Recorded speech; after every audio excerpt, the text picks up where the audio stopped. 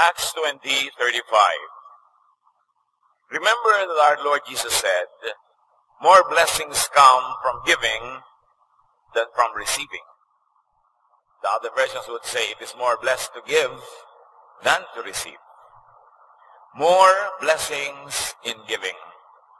And this means in giving things, help, in giving time, in giving love.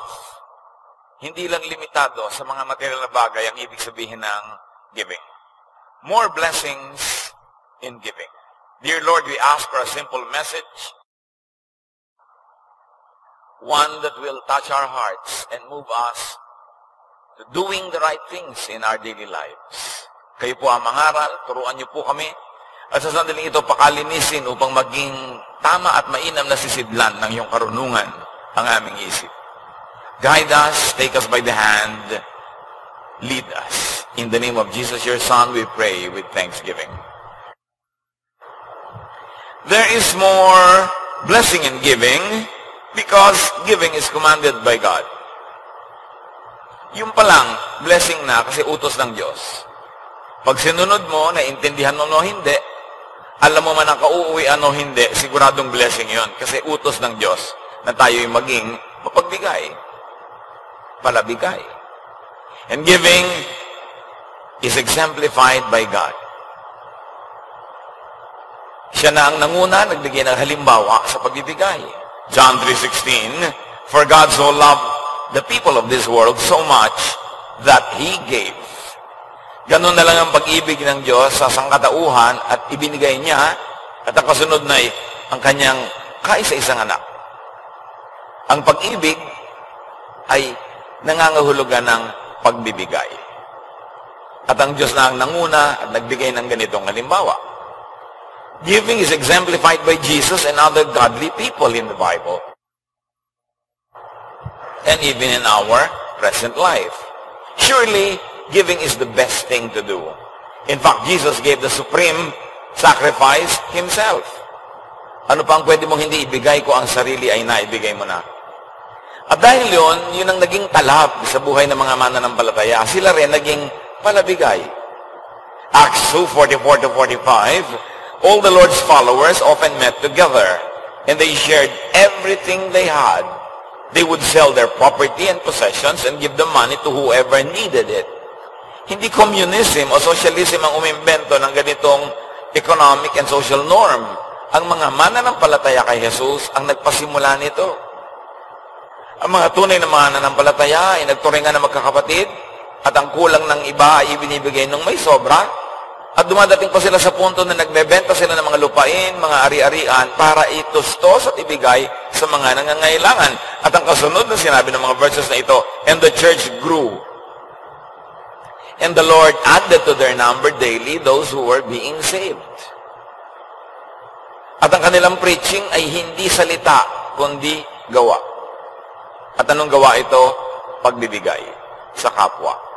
Sino nga naman ang aayaw na sumali sa ganyang uri ng kapatiran kung nagbibigayan at nagtutulungan? At gano'n na lang ang kanilang pagkaunawa ng kabutihan ng Diyos na dinaan sa pagbibigay ng kanyang anak na si Jesus, kaya ang bunga ng kanilang pananampalataya ay pagbibigay din. Kaya madaling malaman kung tayo'y tinatablan ng paniniwala natin kay Jesus, tayo'y nagiging mapagbigay. There is more blessing in giving because God promises to bless the giver. Hindi lang naman niya inutos, bagamat utos pa lang sapat ng dahilan para gawin, pero meron pa yon nakakambal na pangako na pagpapalain niya ang mga palabigay. Sa katunayan, sa sinabi ni Jesus na halimbawa o illustration nung paghuhukom sa dulo ng panahon, yun daw mga dadalhin sa kaharian ng Ama ay yung mga gumawa ng mabuti at nagbigay sa kapwa. Matthew 25:34 and 40. Story ito ni Jesus.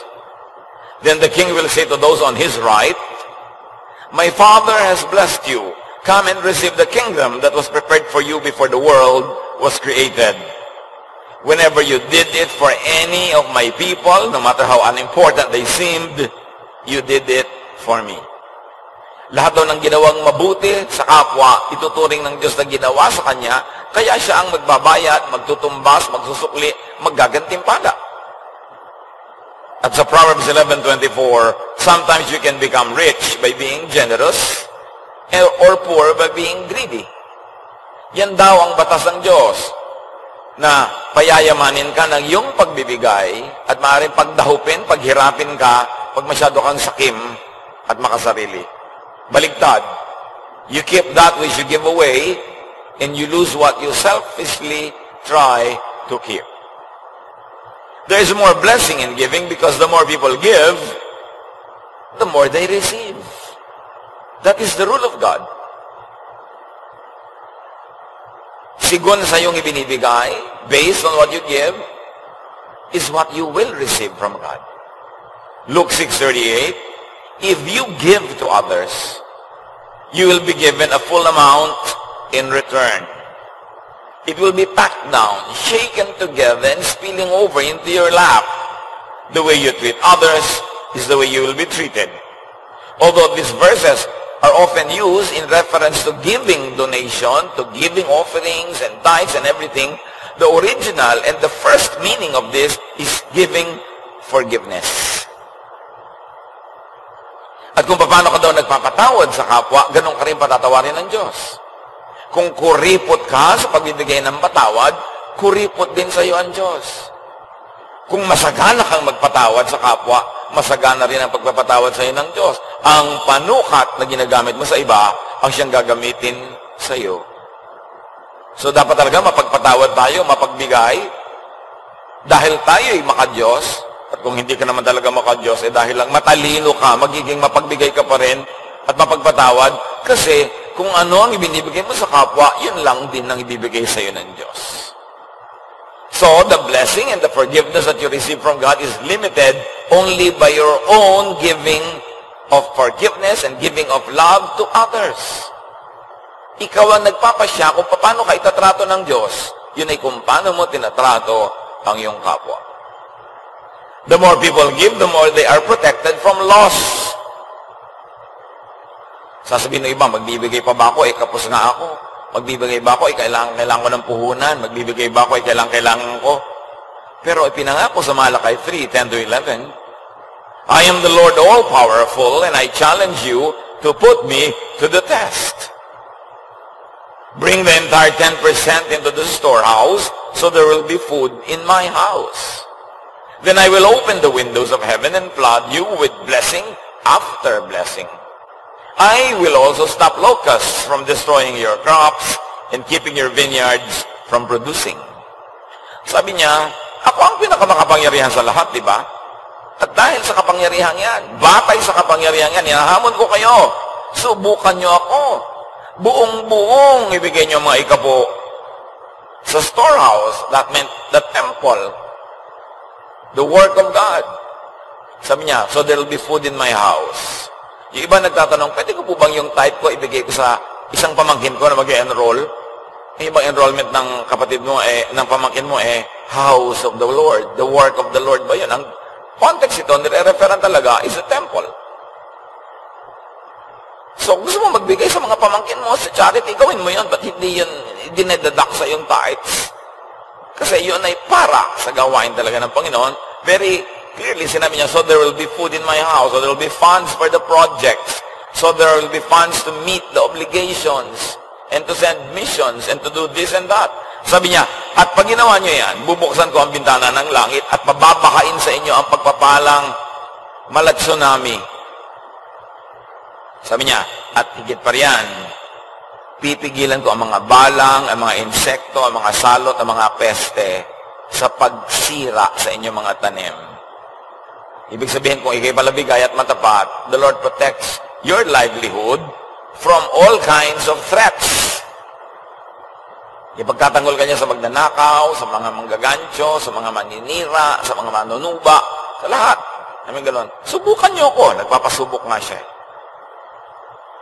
There is more blessing in giving because the giver is in control. Masarap yung nagbibigay eh. Ikaw ang may control ng sitwasyon. You can give what, when, where, to whomever, however you like. And the giver can derive great pleasure from such giving. If our heart is in the right place, we derive great pleasure when we give. Masarap magbigay pag ang puso nasa tama ng lugar. Hindi sumasama ang loob mo. Lalo't ang binibigyan mo ay talagang karapat dapat bigyan. O nangangailangan talaga hindi kayang tulungan ng sarili. Pagtulong mo noon, tumataas ang espiritu mo. It is a source of great pleasure to give. At kung hindi pa tayo nakakarating sa ganong state of spirituality, sanayin natin ating sarili. Kasi baka napakalaking ligaya ang nawawala sa atin, hindi natin nalalasap kasi hindi tayo nagbibigay ng buong puso at buo sa loob. Proverbs 19:6, everyone tries to be friends of those who can help them. So this is one of the perks of being helpful. Everybody's friendly with you. Sabi mo, kasi may pinapakinabang lang naman. Kasi naman hindi friendly kasi walang pinapakinabang. Mabuti na ang friendly. Kahit dahil lang may pinapakinabang sa'yo. Marami kang kasama, marami kang kaibigan. Natural kasi pala tulong ka eh. Pero kung ikay palahingi, baligtarin mo, palautang, iniiwasan ka na ng mga tao. Napakasakit naman sa damdamin yung alam mong iniiwasan ka. Binabaliwala ka na lang. Kasi nga wala kang ginawa kundi manghingi o mangutang. Proverbs 17:8, a bribe works miracles like a magic charm that brings good luck. So, another form of giving, sabi nga nun, alam nyo, yung nagbibigay ng padulas, daig pa niya ng may virtud, daig pa niya ng may agimat. Doors open. Things move.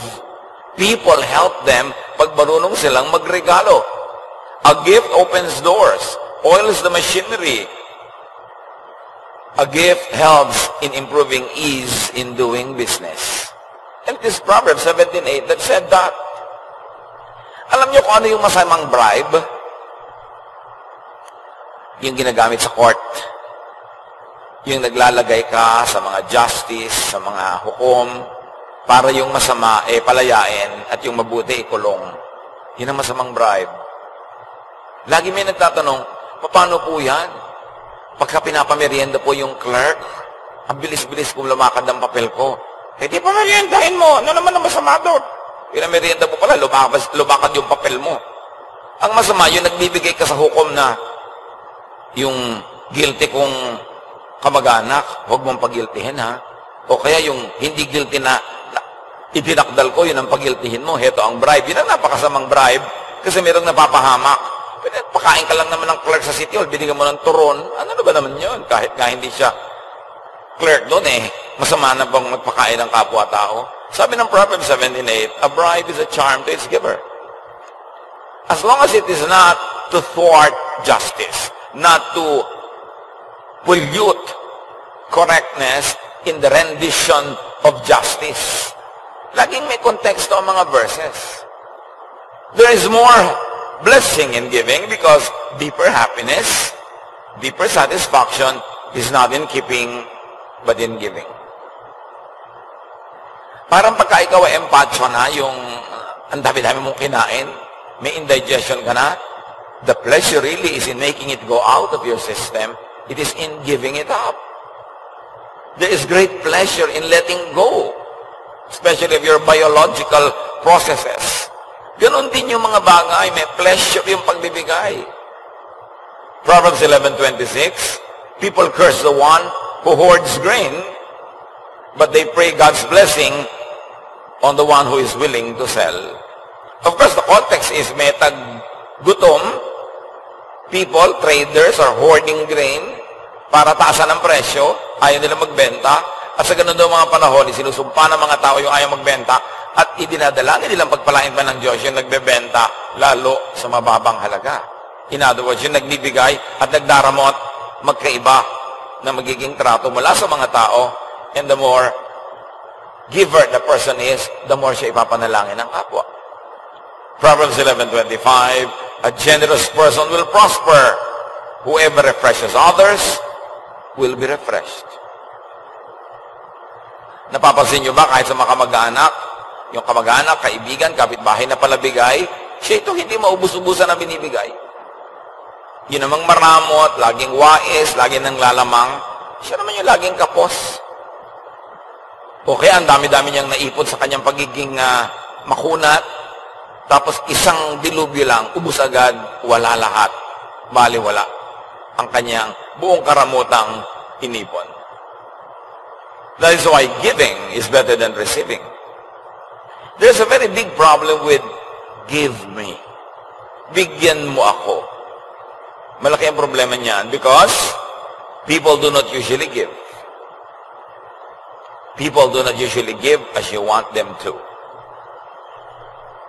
Pagka ikay pala hingi, pala asa, malamang mabibigo ka lang lagi. Kasi hindi naman laging ibibigay sa iyo ng tao ang gusto mong ibigay niya. So kung ang mode ng iyong buhay ay manghingi kaysa magbigay, maraming beses you will only be frustrated. Because people who ask, people who depend on others are bound to be frustrated. One other difficulty, kung nando ka sa receiving end at hindi sa giving end, recipients are not in control. In fact, recipients could be controlled because recipients could get indebted. Pag ikaw ang nagbibigay, para ka lang boss. Ikaw ang nagbibigay kahit na hindi nakakatawa yung joke mo, tawanan ng mga tao kasi may regalo ka, may bigay ka. Pero kung ikaw yung binibigyan, baligtad. No? Wala kang kontrol. Kung ano lang ibigay sa'yo, kung kailan ibigay, magkano ibigay. Tapos, nakatali ka, may utang na loob ka. May utang ka na pera, may utang ka na bagay, at may utang na loob ka pa. Proverbs 22:7, the borrower is slave to the lender. Ang nangungutang ay alipin ng nagpapautang. Kahit pa nagbayad ka na, o kahit nagbabayad ka, o kahit matagal ka ng bayad doon sa utang mong pera, paano yung utang na loob? Kaya mamimili na rin lang tayo. Saan ako pwesto? Sa nagbibigay o sa tumatanggap? Mas maraming kaligayahan, mas maraming kalayaan at kasiyahan yung nagbibigay kaysa tumatanggap. Kaya dapat ang tao, sa abot kaya ng lakas, maging masigasig na kumita para hindi siya manghingi at kumita ng sobra para siya pang magbigay. Dapat sikapin ng tao na hindi siya palaasa. At kung umaasa man siya paminsan-minsan, hindi lagi. At kahit siya umaasa at nabibigyan, nagsusukli siya kahit paano. Hindi yung pagka nagsalita yung nagbibigay sa iyo, para ka ng pinipit na luya, wala ka nang masabi. Bow ka na lang ng bow kasi get ka ng get. It's not a dignified way to live. To be receiving all the time. Unless you're too old, too young, or too sick. And I always emphasize that. Pero ang dami-daming malalakas ang katawan, palahingi. Sila pa yung malakas gumastos. Sila pa yung tampurista pag hindi nabigyan. At sila pa yung maluho. Ephesians 4:28, if you are a thief, quit stealing. Be honest and work hard so you will have something to give to people in need.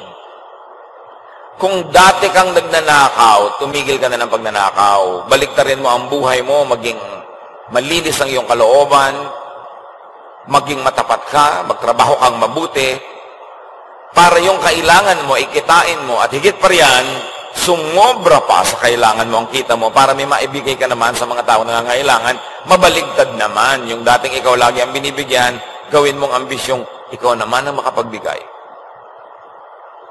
Gaano karami sa mga binibigyan na tumihingi ang may ambisyong sa pinakamadaling panahon, sa abot ng aking makakaya, babaligtarin ko ito. Ate, bigay ka ng bigay sa akin sa pag-aaral ko. Tatapusin ko agad ang pag-aaral ko, o di ko man matapos ito, pag nagtrabaho ako, susuklian naman kita, bibigyan kita. Pagpapahingahin kita. Kuya, ikaw ang gastos ng gastos sa mga magulang natin. Kasi wala akong kaya ngayon. Pero ang ambisyon ko, makapagtrabaho, makapagnegosyo, kumita para makapagpahinga ka naman sa pagbibigay at ako naman ang magbibigay. Pero maraming tao baligtad. Pagka may kuya o ating nagsimulang magbigay, hanggang kamatayan na yon. Mapapasubo ka na ikaw lagi at ikaw lagi at ikaw lagi. Kasi yung iba, iaasa na sa'yo. Ay, mayaman naman siya. Ay, may pera naman siya.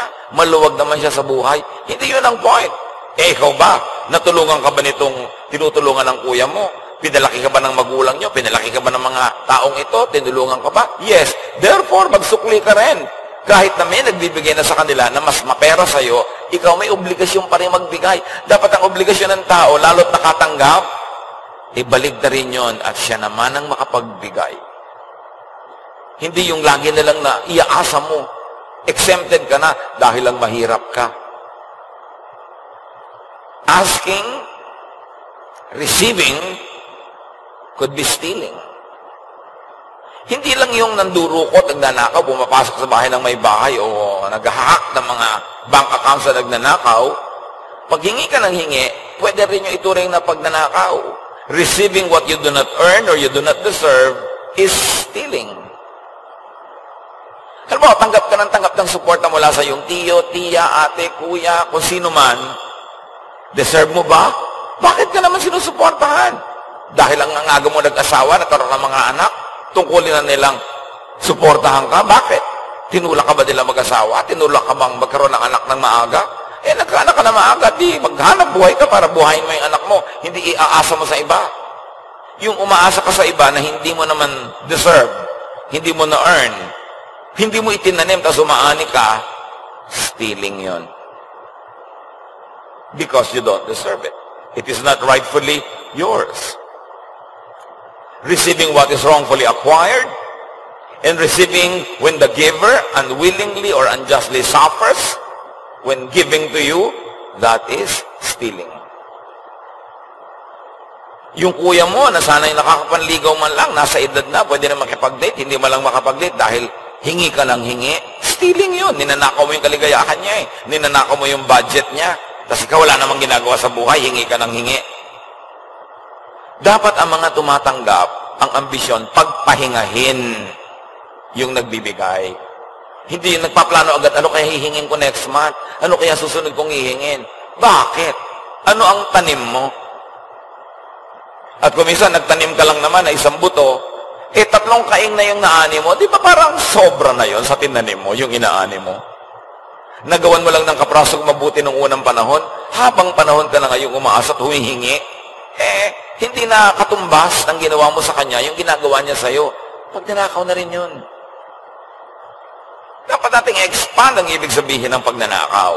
Yung hindi mo kinita, hindi mo deserve, tapos nagpupunta sa'yo, hinakaw yun. At sabi ng Ephesians 4:28, stop. Tigilan ng ganyang bagay. Ang kahanga-hanga, ang marapat, the ideal is to move from getting to giving. Baligtad rin. To move from asking to planting. May gastos ka next month, next year. Wala ka namang ginagawang trabaho, wala kang ini-invest, wala kang itinitinda o binibili at ninenegosyo. Saan mo inaasahan kukuhanin yung panggastos mo? Hihingin mo? Na naman? Hindi yan ay tinuturo sa atin ng Diyos. Sabi nga ni Paul, if anyone does not work, he should not eat.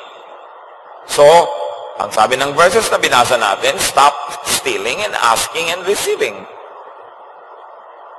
And be self-supporting, be self-sustaining. Make surplus income to be able to pay your debtor, to give to others, to reverse the poverty cycles that ruin your life. Baligtarin ang takbo ng buhay kung laging tumatanggap lang. If you were needy, if you were not needy now but could become needy, position yourself in the path of blessing. Pag may parada, alam mo kung saan dadaan yung parada, doon ka na naghihintay, doon ka nakatayo. Ganon din ang pagpapala, may dinadaanan nyo na ruta, dapat doon ka nakatayo para ka matamaan, maambunan ng grasya. Doon ka sa lugar na pwede kang umani. Saang lugar yon? Dito sa lugar na nagtatanim ka. Doon ka sa lugar na pwede kang tulungan. Anong lugar yon? Yung tumutulong ka. Nagtatanim ka para mayanihin. Kasi ang hindi nagtanim, tapos umaani, ang tawag doon, magnanakaw. Plant good. Plant goodwill. Kung minsan, wala ka talagang magawa. Hindi panahon sa iyo na kumita ngayon, hindi uso sa iyo ang pera, hindi ka, kumbaga, dinadaanan ng maraming pagpapala ngayon. Pero, pwede ka maging matulungin, maging mabait, mag-assist ka sa kapwa. Gamitin mo ang lakas na natitira sa iyong katawan para makabuti sa kanya, gumawa ng mabuti sa kanya, paglingkuran siya, para naman kung bigyan ka, deserve mo naman kahit paano. O kaya, maisipan man lang niya tuloy na bigyan ka. Do good. Yung paggawa ng mabuti, magandang tanim yan. Hindi naman lahat ng pamumuhunan, pera ilalagay mo sa negosyo Yung paggawa mo sa mabuti sa kapwa, puhunan din yun.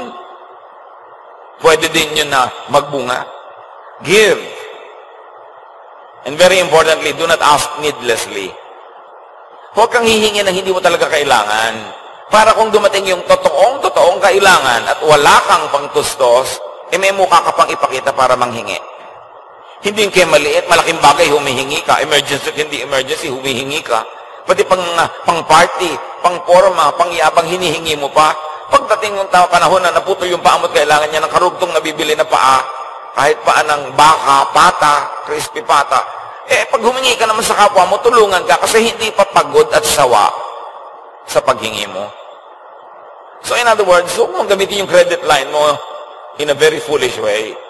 Ireserba mo yung iyong goodwill. Do not ask needlessly, and do not ask too much and too long.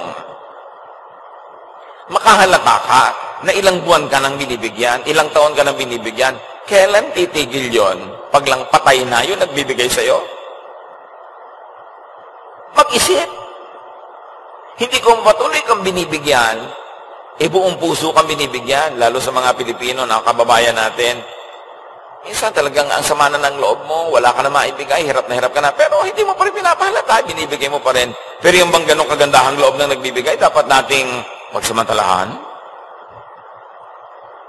Hindi kumikibo ay hindi nagdurusa.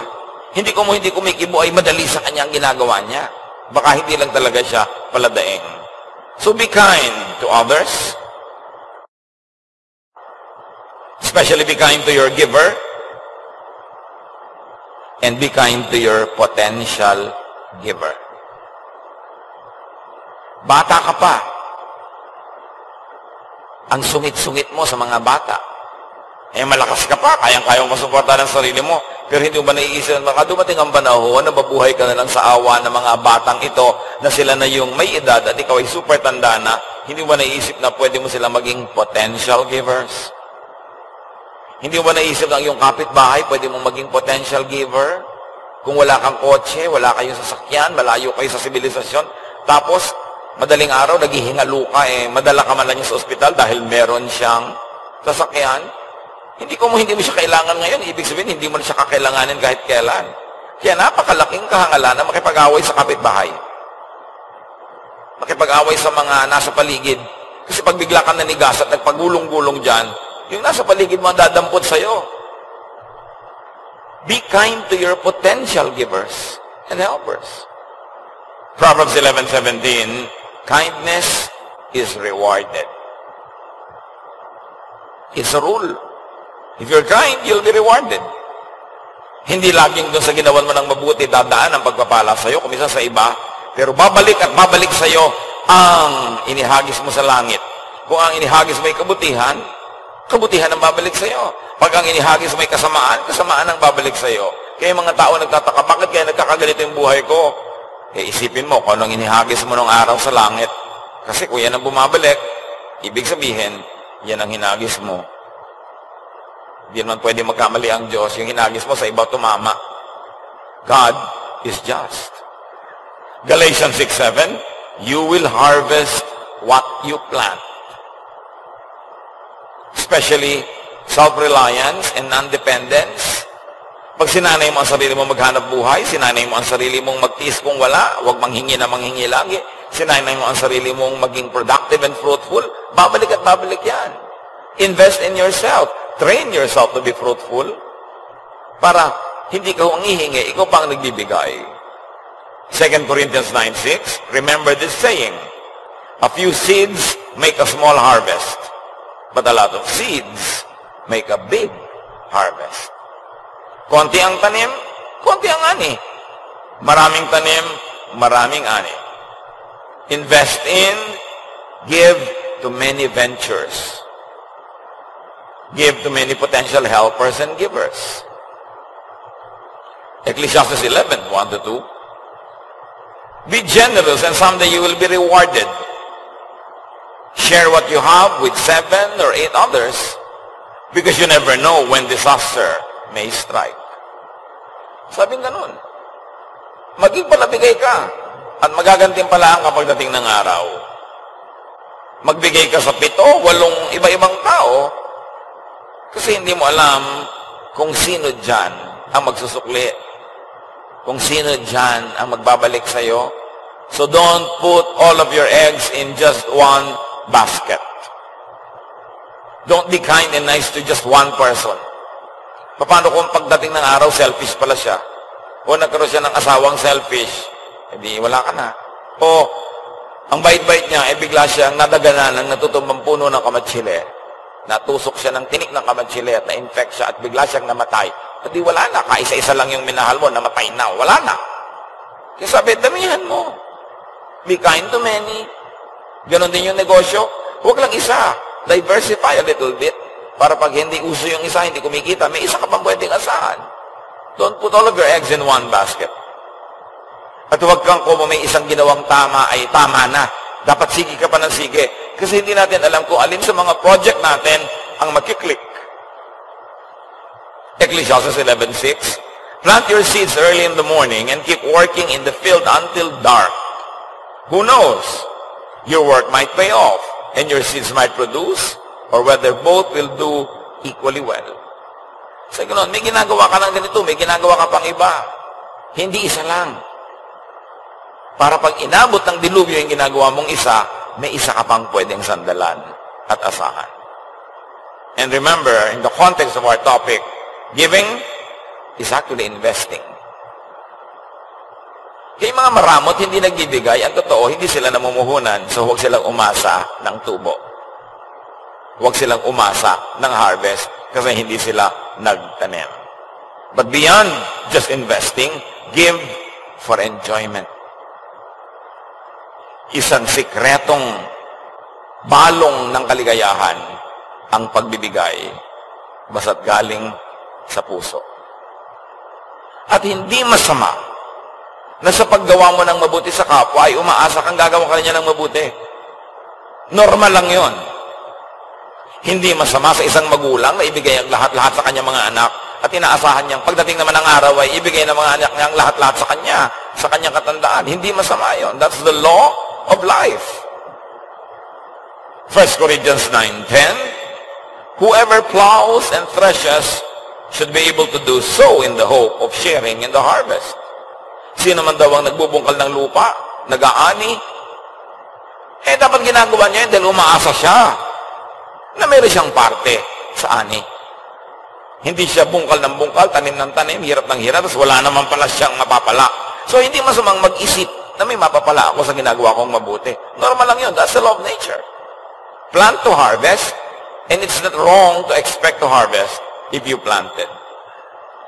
Ikaw na tinaniman ng mabuti, ginawa ng mabuti, ang masama ay kung di ka magsukli, di ka magbalik, di ka magbigay.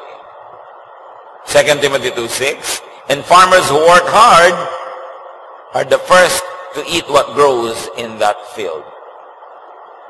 Yung naghihirap sa'yo, yun ang dapat unang makinabang kung ikaw ay mabunga na.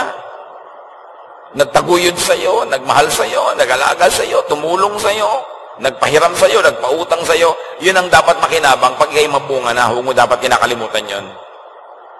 Na parang walang nangyari. Maraming mga kapatid, matapos paghirapan na tulungan ng kanilang mga ate, mga kuya, maging ng kanilang magulang, oras na nagkaasawa na, nagkaka-amnesia. Wala nang alam na gawa ng mabuti, kundi asawa niya. At kung nagkaanak, yung anak niya, nakalimutan na yung magulang, nakalimutan na yung mga tiyo, mga tiya, nakalimutan na yung ate at kuya. Kasi ang mundo niya, umikot na lang sa kanyang asawa at anak. No! Gawan mo ng mabuti ang iyong asawa at anak, pero huwag mong limutin ang lahat ng tumulong sa'yo. Kailangan kasama sila sa ani, kasi sila ay nagtanim. Kaya masama naman yung asawa ka ngayon, sinosolo mo na lang itong asawa mo, sinosolo mo ang kita niya, inilalayo mo sa mga kamag-anak. Bakit? Ikaw ba nagpakalaki dyan? Ikaw ba nagpaaral dyan sa napangasawa mo? Hindi naman. Tapos gusto mo, ikaw na lang aani? Tanim mo ba yan? Dapat ang tao lumalagay sa lugar. Hindi mo ipinagdaramot yung asawa mo sa kanyang mga kamag-anak. Hindi puro kamag-anak mo lang nakikinabang, yung kamag-anak ng asawa mo, puwera na. Lahat ng mulong sa inyo, kaysa lalaki, kaysa babae, pare-pareho yung susuklian. Dahil lahat ng nagtanim, sabi ng Diyos, dapat umani. Receiving without giving back does not complete the cycle of receiving and giving. It does not complete the circle of life. So be grateful, be generous to those who helped you and who are still helping you. Beneficiary, give back to your benefactor. Recipient, give back to your giver.